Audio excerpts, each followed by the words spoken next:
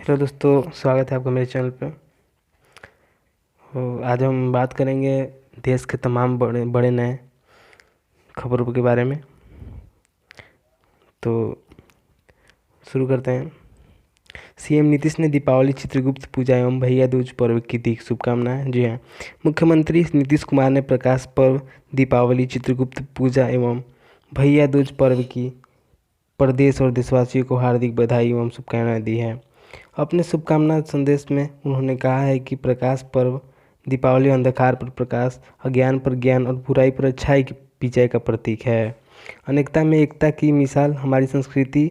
और माननीय मनीषा, असमो माँ संगम, तमसो माँ ज्योतिर्गमय, मृत्यो माँ मृतगमय के शुभ संकल्प का संदेश देती है। बढ़ते हैं अगली खबर की ओर। आरजेडी के खिलाफ हमलावर हुए जेडीयू। कहा, तेजस्वी संपत्ति की हेराफेरी को जा रहे धन्यवाद यात्रा पर।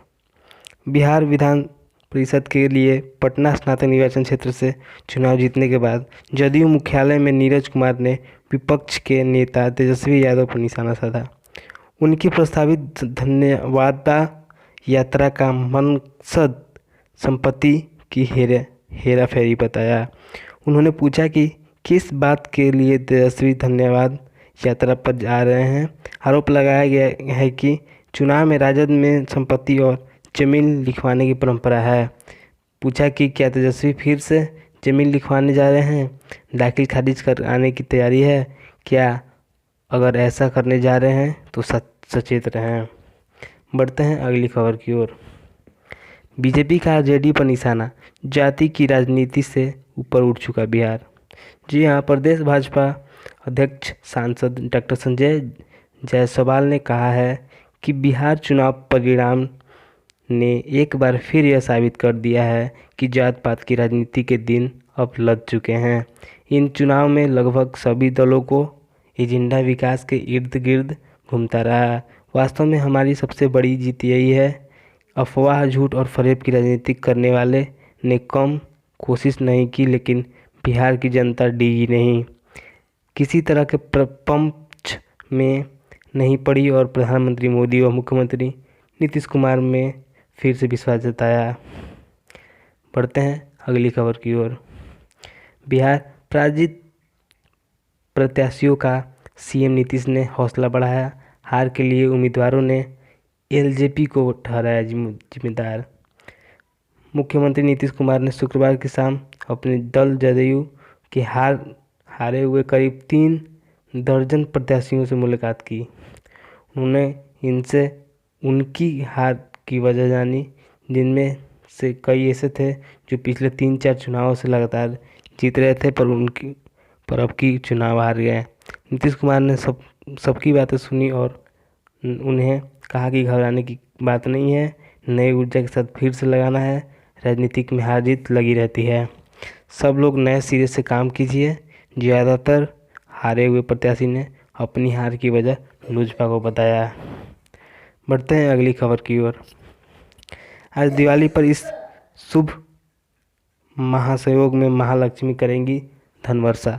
सबसे उत्तम लाभ के लिए ये है लक्ष्मी पूजन के चौघाड़िया मुहूर्त। दिवाली पूजा विधि, शुभ मुहूर्त मंत्र। इस बार दीपावली पर महासंयोग बन रहा है। 3 ग्रहों का दुर्लभ संयोग और छोटी बड़ी दिवाली एक साथ। ज्योतिष शास्त्राचार्यों की माने तो ये दुर्लभ संयोग 1521 में बना था, जो हमको शनिवार को उपलब्ध होगी। दीप पर्व पर गुरु ग्रह अपनी स्वराशि धनु और शनि अपनी स्वराशि मकर में रहेगा। लक्ष्मी जी का स्वयं ग्रह शुक्र कन्या राशि में होगा। लक्ष्मी पूजन के समय स्वाति नक्षत्र होगा। इन ग्रहों के संयोग से दिवाली सुख, शांति, समृद्धि प्रदान करेगी, लेकिन स्वास्थ्य के प्रति सभी को अपनी सचेत रखना होगा। बढ़ते हैं अगली खबर की ओर।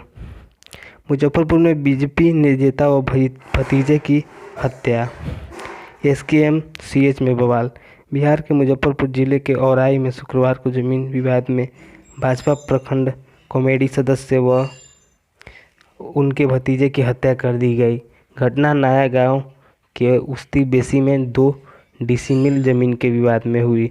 भाजपा नेता सह निजी स्कूल संचालक वीरेंद्र गांधी व राजकुमार शाह की मौत से आक्रोशित लोगों ने एसकेएमसीएच में बवाल काटा। दोनों को इलाज के लिए यहां लाया गया था। एसकेएमसीएच में इलाज के लिए पहले दूसरे पक्ष के लोगों से भिड़ंत हो गई।